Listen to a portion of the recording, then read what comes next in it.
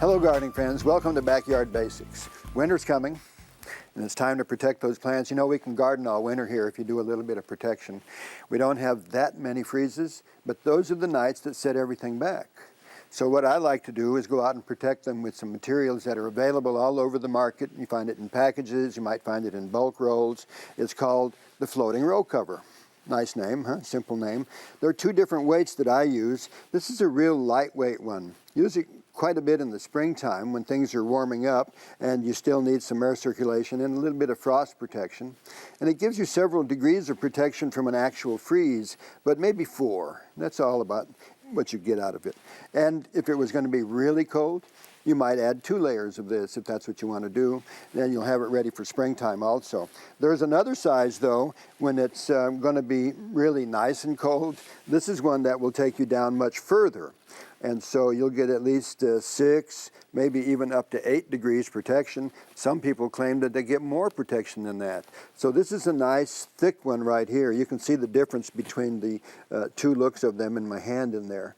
Nice and thick, very effective. And you know what? They last for years. If you take good care of them, you can fold them up every year, fold them up just like this, put them away, and you'll have them again for next year. Maybe you'll want to do a container plant. A lot of us have citrus these days, and we need to protect those because they really can't take the hard freezes. So we wrap the citrus container with it also. And we take some of these little clamps, and when it comes back around, we clamp it there, and that's it.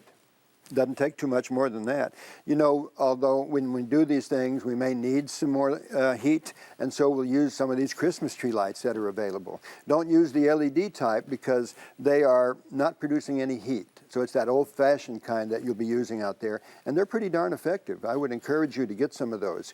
So we're going to build a little hoop house. It's easy enough to do. Let's say we have a 4-foot wide bed. That's typical of the gardener, and it's typical because you can reach 2 feet into it to do some harvesting.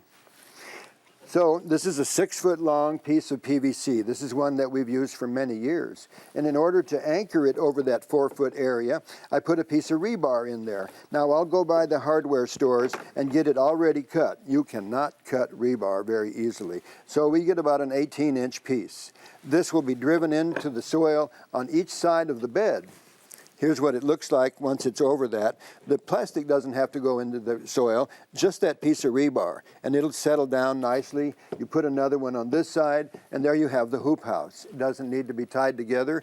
It's sturdy enough to make it through the winter, and in the springtime too, for getting things started that you want to keep the frost off of. So a piece of rebar.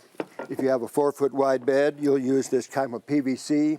You can see right here that when the cloth is on there, we need to hold it down because we do get those strong winds. And so we put little clamps like this or some bigger ones, and they do the job. These are a little expensive, but they last for many, many years. So I think they're worth the investment. If you put something inexpensive on there, the next thing that happens, it blows away the night of that hard freeze. So you want to make sure that after all of this effort, you go ahead and protect them.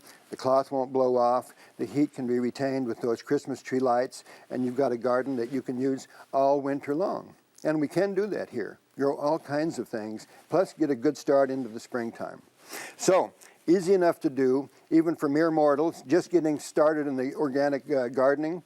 They can learn how to do this and make it through the season. A lot of people don't know that, and we can do it around here. So, here's some ideas for you. We've been doing this for many years successfully. I hope you'll try them out because you'll be very successful too. For Backyard Basics, I'm John Dromgoole. I'll see you next time.